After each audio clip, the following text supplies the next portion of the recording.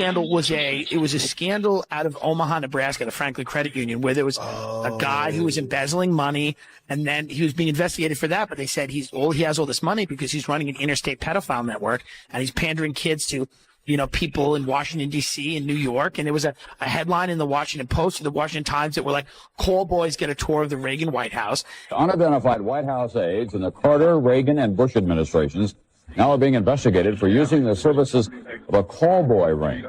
The paper reports that two of the male prostitutes were given a late-night tour of the White House last year.